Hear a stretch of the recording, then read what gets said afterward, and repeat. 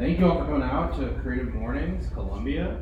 This is our July event. I'm Mike. I'm the new host of our local chapter here. And so if this is your first Creative Mornings here in town, we always start with an icebreaker to kind of get the ball rolling. I wanted to do one, so this month's theme is treasure, which Kris will be talking about here in a little bit. So I wanted to do something in that vein, right? So who or what is a hidden gem in mid-Missouri? Now, I understand if you don't want to give up your most hidden gem, that's fine. But yeah, does anybody have any ideas? Anybody want to throw something out there for something maybe people don't know about in town, or something that you particularly cherish? Maybe it isn't hidden, but just something that you really, yeah. I have one. I don't know if this is the collection of Norman Rockwell Tom Sawyer paintings at the Mark Twain Museum in Hannibal. Oh, amazing. Yeah. Oh, cool. A lot of people don't know about it. They made a whole series of postage stamps from them, and it's just a really cool. It's a great museum and a cool collection. Is that like downtown Hannibal? Man, I'm in Hannibal quite a bit. I haven't. Yep, Mark Twain Museum. There you go. There, write it down. That's recorded. Hidden gem. Hidden gem. You got that on the. Yeah, we're recording this as well. Yeah, great. That's awesome. Yeah, and that's a good point. So I put mid-Missouri here specifically because I didn't want to just say Columbia. It could be anywhere around town. Yeah. What else we got? Hidden gems. There is a really cool campsite. You can find it on Hip Camp, but I don't know if anyone's been out there. It's called Big Oak Tree House. It's out near Woolridge, but it's on a beautiful horse retirement farm with the Selbys, and they're amazing people. They're just really, really lovely humans. But they have a little Airbnb that they rent out separately, but you can rent out their campground for like under $50 a night. It's gorgeous. You wake up and you can get fresh eggs.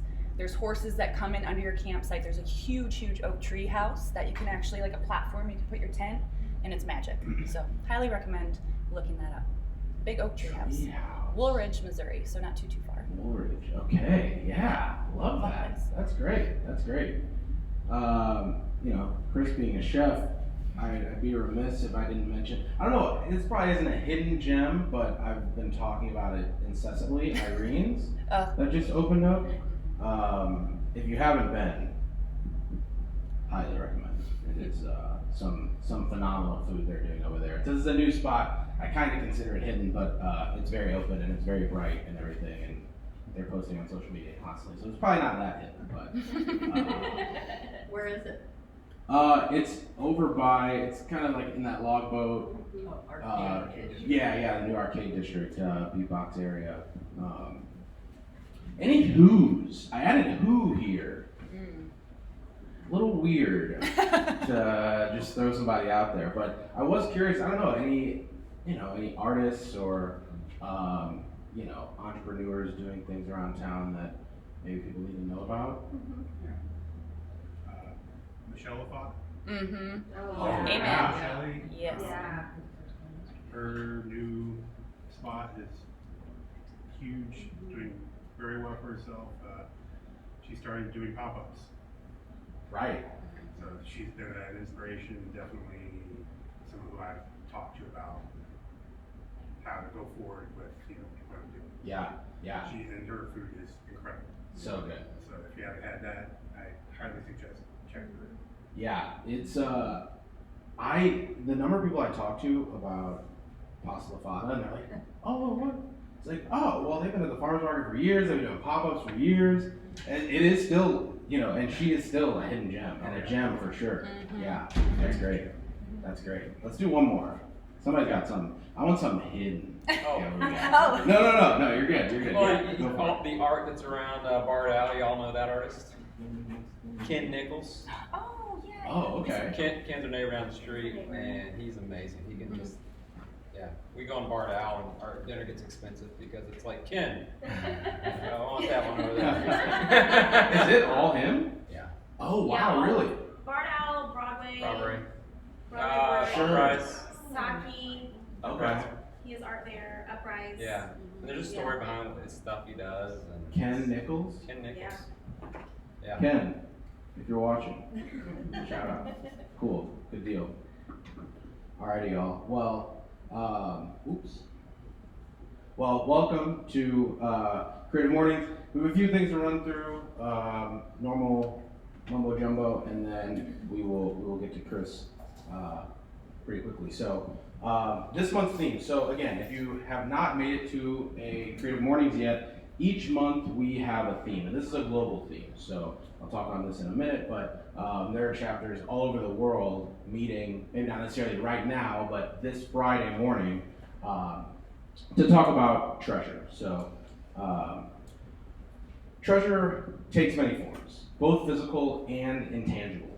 Yours may be a ring that has been passed down to you from your ancestors, a hidden spring of water in a parched land, the budding, implicit trust of a new friend, new photographs of the wider galaxy, full of iridescent swirls of matter and light, the ruins of a people from faraway time and place.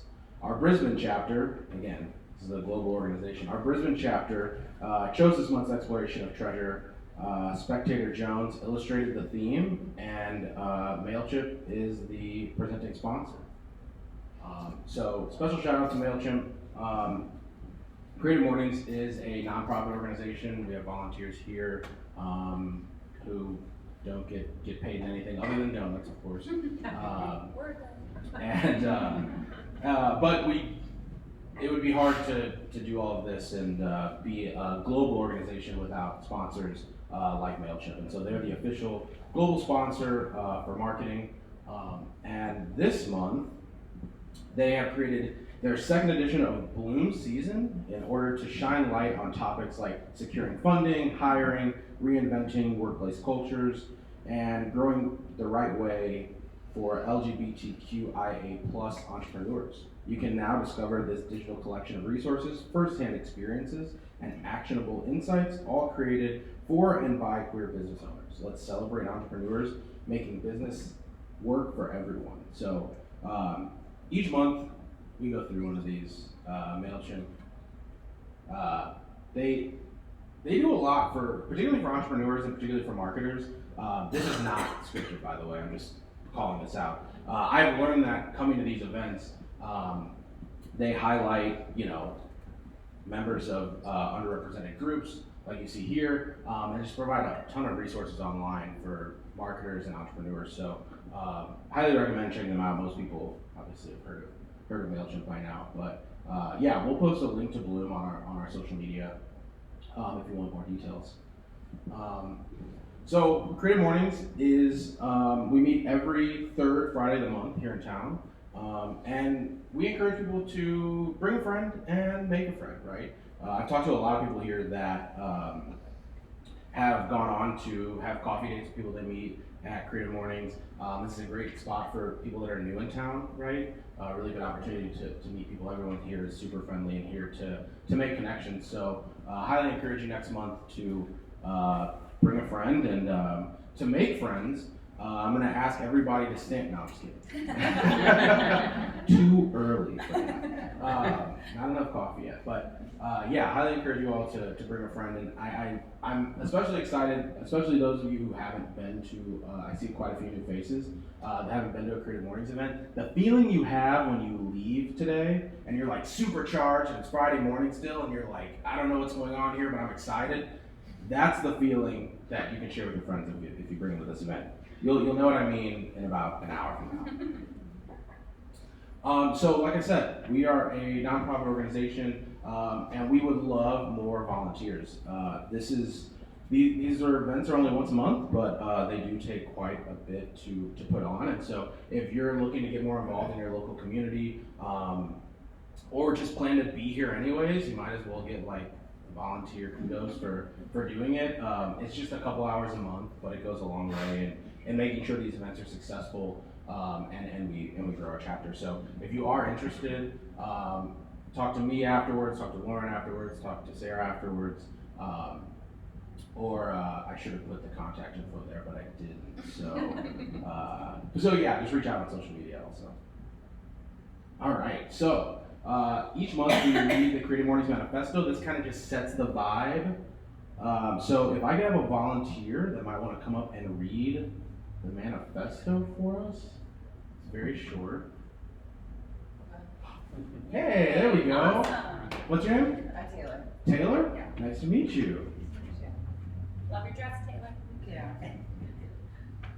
The Creative Mornings Manifesto. Everyone is creative. A creative life requires bravery and action, honesty and hard work. We are here to support you, celebrate with you, and encourage you to make the things that you love. We believe in the power of community. We believe in giving a damn.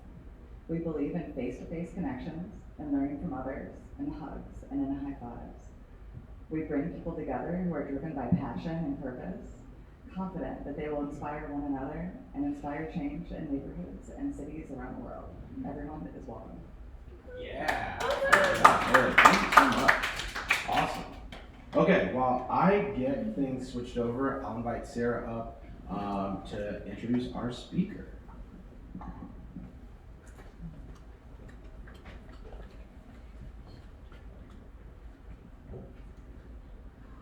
I don't know if Kris really needs too much of an introduction because he's such an enigma in our community and we all adore him. But Kris, we get these themes that get sent to us usually every year. Sometimes we go through them. People are kind of like at the top of your mind. Sometimes we go through them like, ooh, this could go anywhere. And what's really neat when we get these themes in is that you can kind of align to that however you see fit. But this happened to be one of those themes that as soon as I saw it, I immediately thought of Kris. And I can't look at you, otherwise I'll get a little emotional. But the first time that I met Kris, I honestly, probably the first 2 years that I knew of him, I should say, we were kind of acquaintances. We, friendly, gave each other a big old hug.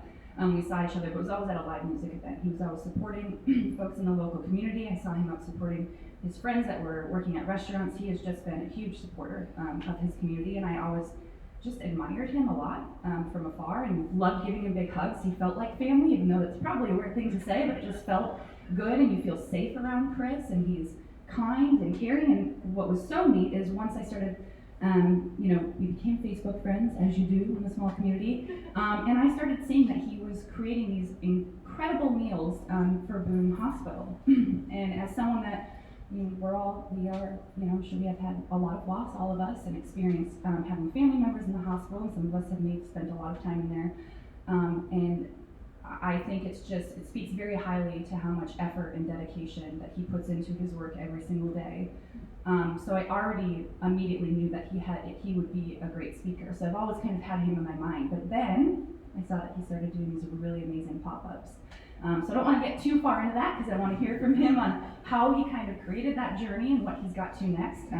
But I know I'm not just speaking for myself. I know a lot of us here really adore you, Kris, and we're so happy to have you here, and we're happy to share your story. And so with that, I'd love to have Kris Canada come up and speak on Treasure.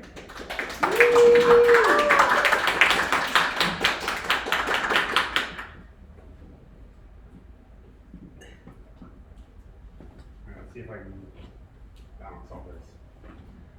First of all, good morning to this Columbia, Missouri chapter, Creative Mornings. First and foremost, I'd like to thank Sarah for inviting me here to speak. I'm honored and humbled to be here. As you can see, my name is Kris Canada.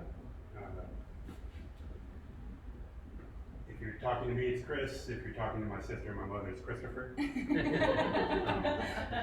I'm a Columbia native, graduate of Hickman High School in 1998, University of Missouri, 2005.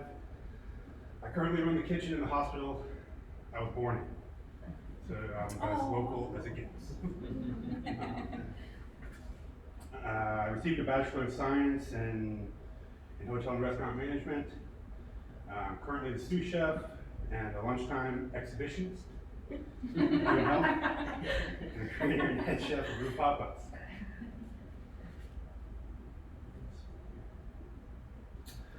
Today I'm here to tell you about what I view as the treasures I've gathered throughout my creative journey as a chef that have culminated into the treasures that I now provide through my favorite cuisines. As a child, I was influenced very early by my parents in the ways of the kitchen and the barbecue grill. At 10, I started making biscuits for my sister's sleepovers. Friends would wake up early and have breakfast made, and you know, I was a little man at that point. Then I moved on to grilling proteins at my dad's banquets, eventually taking full control. I didn't want him to do it anymore. On from there, my first job was working in the Boone Health, or actually at the time it was Boone Hospital Center, now currently Boone Health. But I was a tray line worker. I put together patient meetings. It was the early years of learning about the aesthetics of plating. And where I first coined the term, eating with your eyes first, which I still use that. I guess I didn't coin that term. I use it.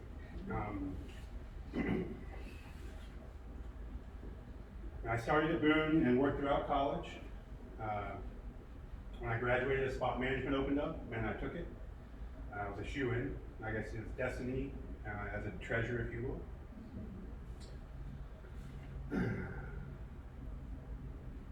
Oh, yeah, there we go. Skip the slide. All right. While working full-time, I met a Louisiana native, Mike Becker. Little did I know he would become my best friend and road dog companion, chasing a band all across the country. We both have a ravenous love for all things widespread panic. And while chasing that band across the country, I was introduced to all sorts of new cuisines and foods in cities that we visited. From Chicago to Atlanta, to Milwaukee, Denver, Dallas, Oakland, and finally with a trip in 2008 to New Orleans, where I visited Mother's famous restaurant. If you haven't been there, I highly suggest it. All things gumbo, etouffee, po' boys. Can't beat it. So Becker's influence is another treasure. After our second trip to New Orleans in 2013, we decided to start throwing crawfish boils here in town. I knew nothing about it beforehand. All I knew is we, had them in the springtime season when they were in season. But through those boils, I learned how to cook, clean, harvest, and eat them very well. And it's something that I look forward to more than any other party we throw during the year.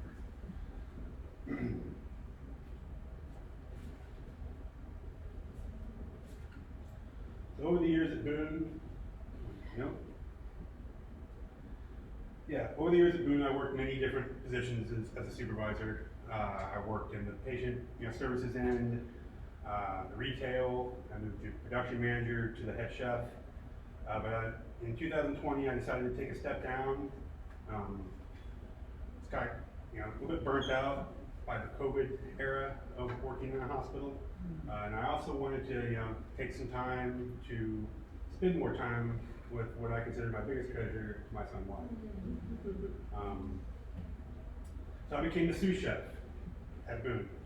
And in doing so, I opened up time to dream up my own plans for my culinary future.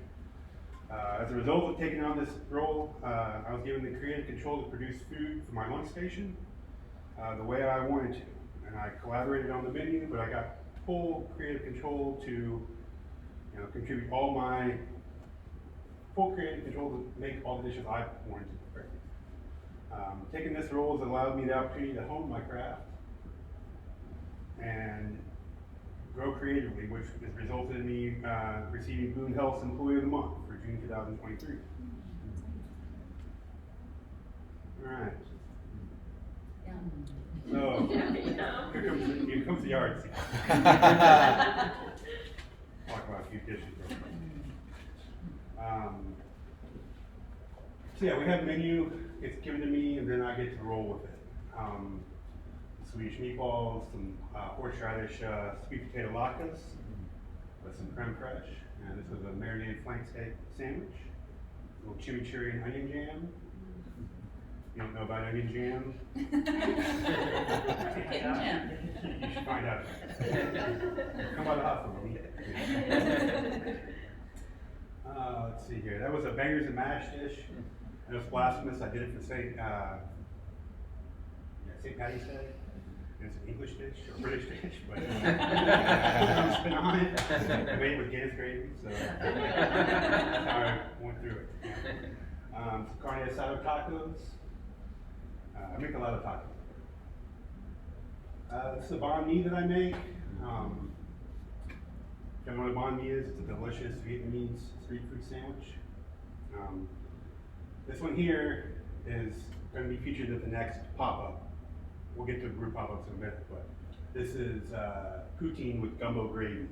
Oh. It went over very well.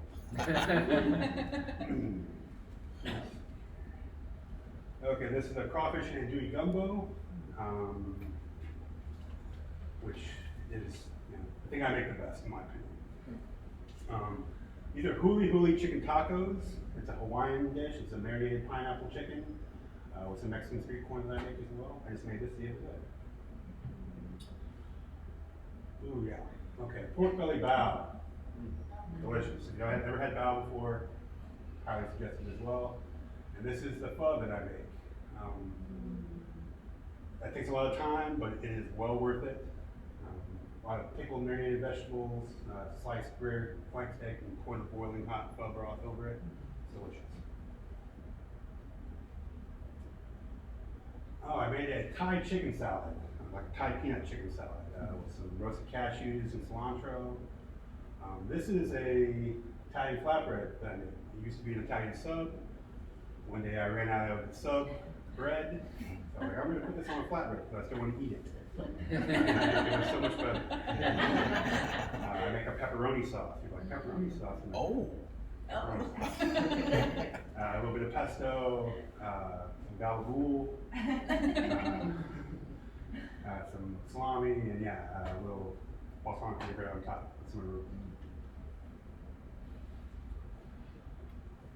And this leads me to my favorite dish to make, crawfish etouffee. This was a picture from route number 2. It was the second one. Let me see. Get back on track. So as the creative juices have been flowing at work, I had the idea to start doing something on my own. That's where group pop-up came from. With help of another treasured friend of mine, Brian Manis at Ozark Mountain Biscuit Bar, we brainstormed and came up with the ideas to have these Cajun pop-ups at his restaurant. We kind of felt like it worked at his style of restaurant. They're closed on Tuesdays. He lets me take over the kitchen. He opens up the bar, so it's a win-win on both situations.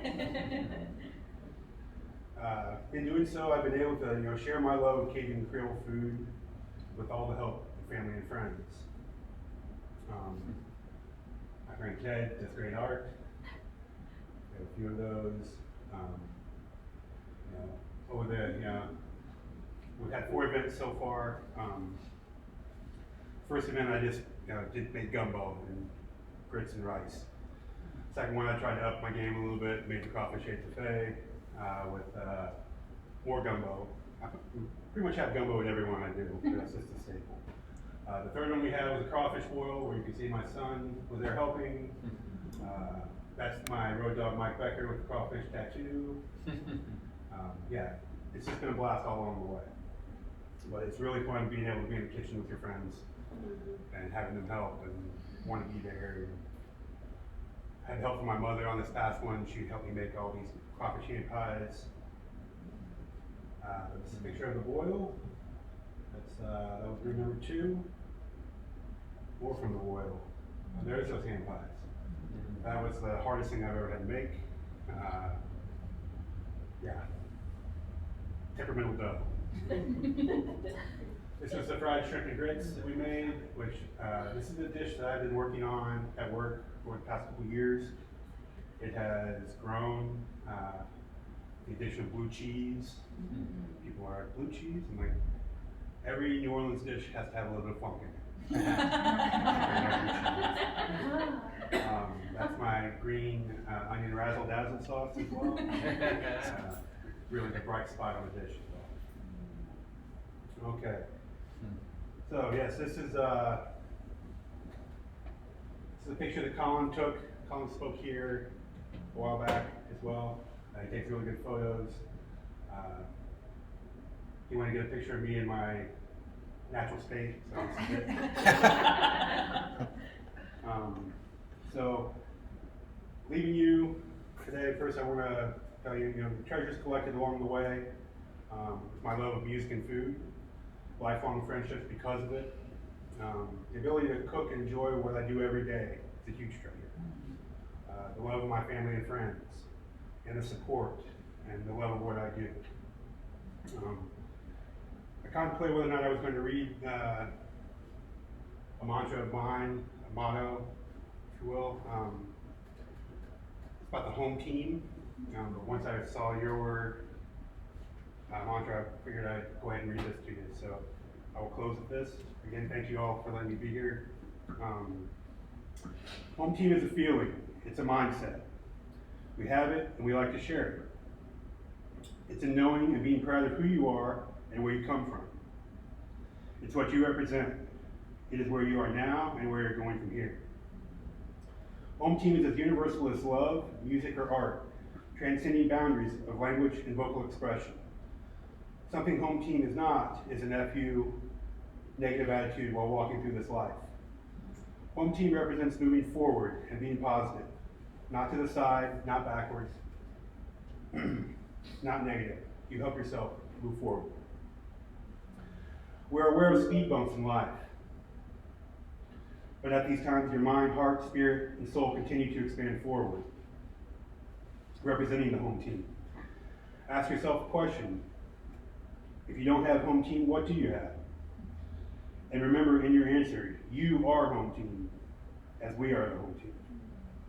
You may call it useless propaganda. You may take it to heart. If you doubt it, let it go, without being a detractor. If you embrace it, take the ball and move forward. For the team. Be a part of us as we are a part of you.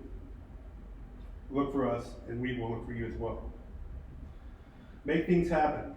Live, love, get up, get down. Be music, be art. Be positive, be conscious, be alert, be aware. Be balanced, be heard, act, react. Construct, know, do, think, achieve more, move forward, maintain, and represent. Know that wherever you are, wherever you go, whatever you do, you are representing the home team. Maybe not under our or others' ideas, but under the ideas of a home team somewhere. Thank you.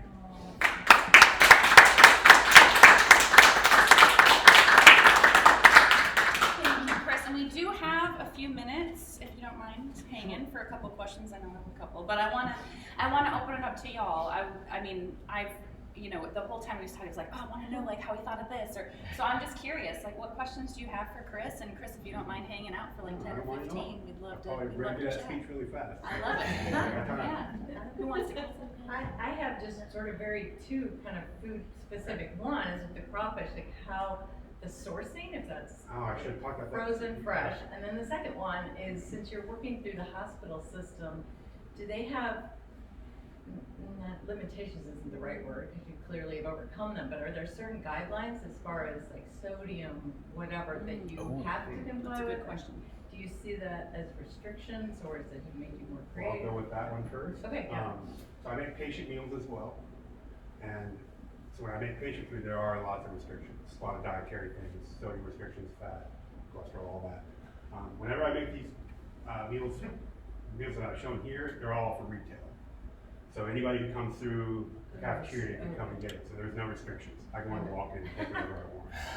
And don't really have to worry about the budget end of it. But whenever I do, I love making the patient food as well. Because I think I can elevate it. I mean, I use a lot of seasonings and stuff like that, but you don't use salt, a lot of salt or butter or oils and whatnot. But I take pride in the fact that I do elevate that patient food because, in my opinion, there's nobody that deserves better service in the hospital than the people that are in the hospital.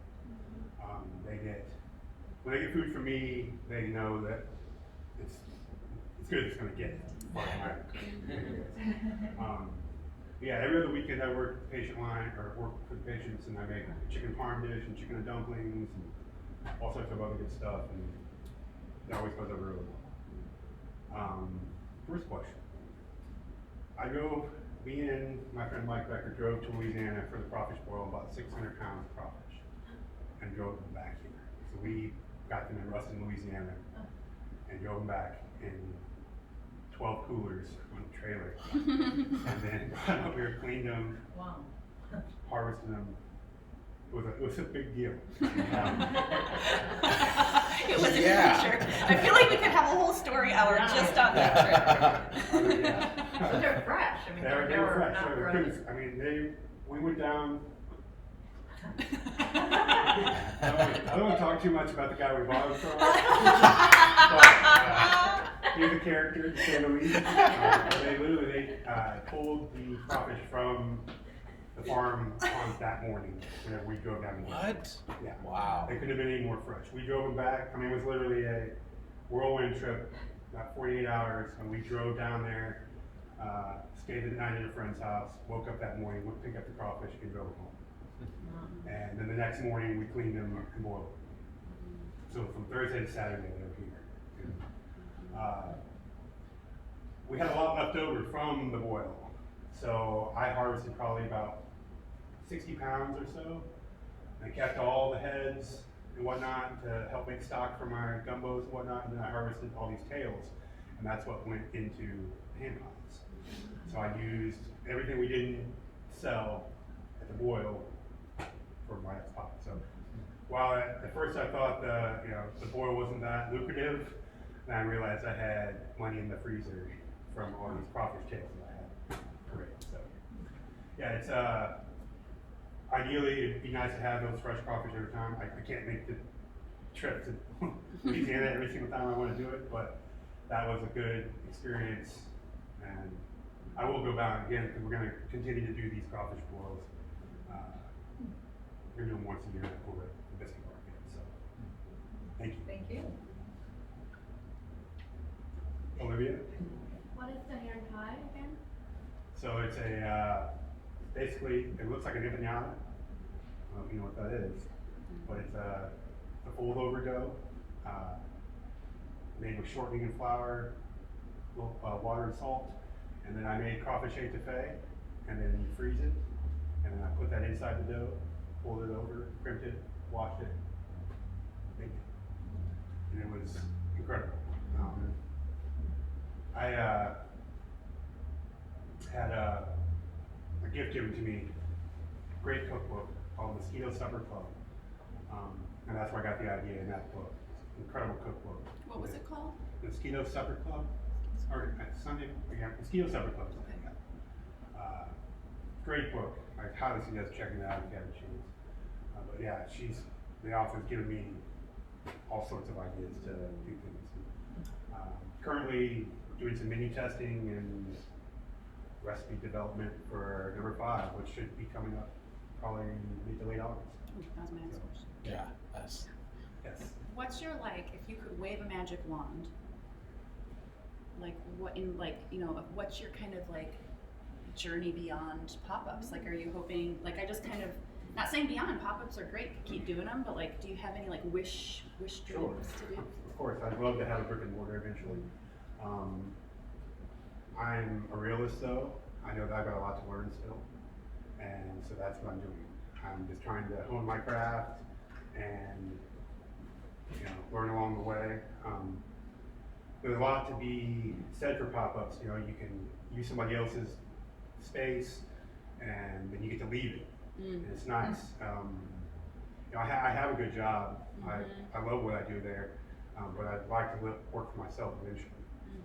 But it is, it's not too far off in the distance, but it's definitely something I'm moving forward towards. I don't want to do the food truck route because I know that I'd have to be on it all the time, and I don't want to take up that much time.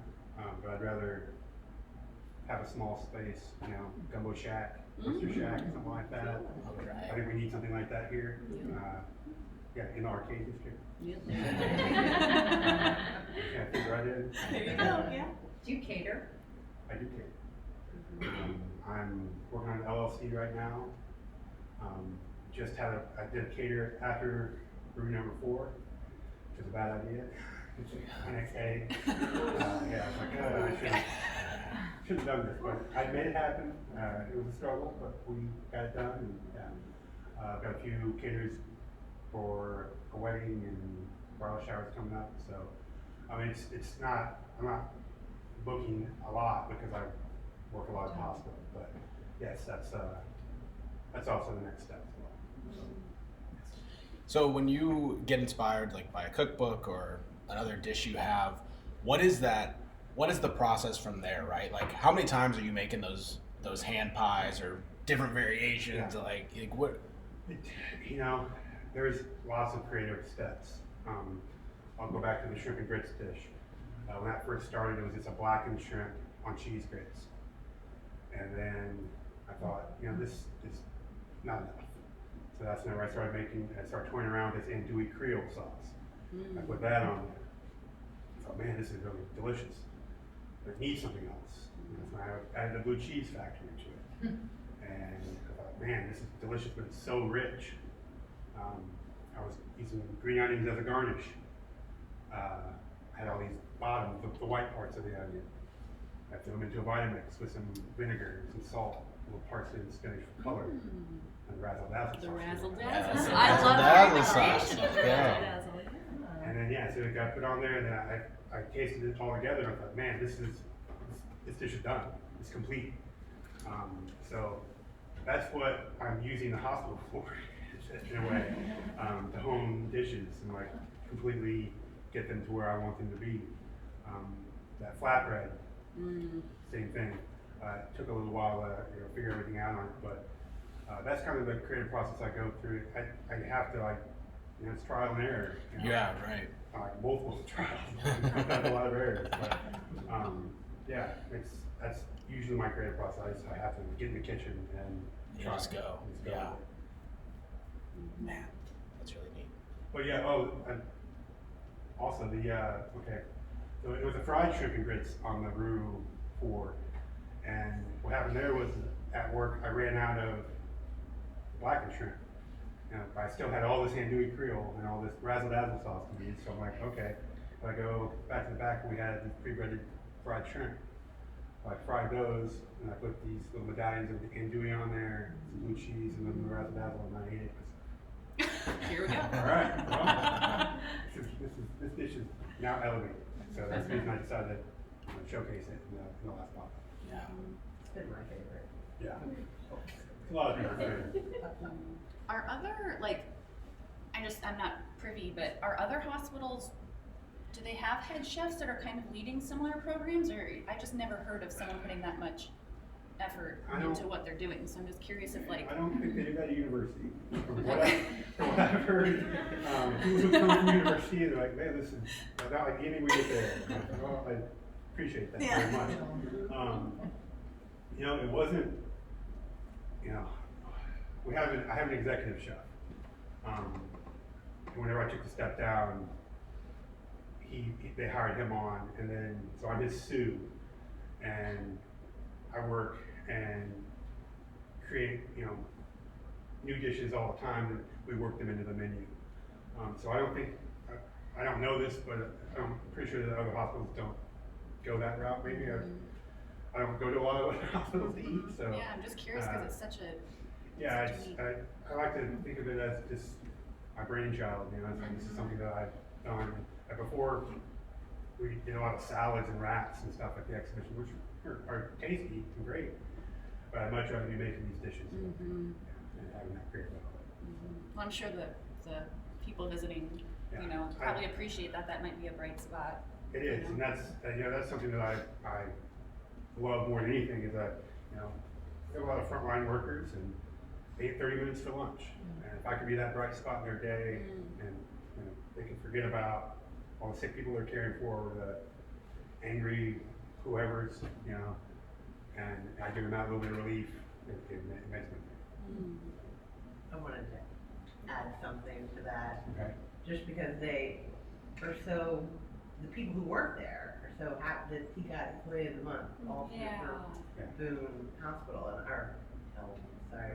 But I was just, cause they were like, it makes us feel better during the day. Love that. And I thought that was really great at the last, they had the presentation. Yeah. That's the power of food, you know. Yeah. It has the power to crazy. make your day. Yeah. Mhm. So even when you're not doing patient meals, that like love is, Carried over. Yeah. yeah. I love what I do, very much. Anyone have one last question? Well, Kris, thank you so much for Yeah. your time. Thank you all very much. Thank you.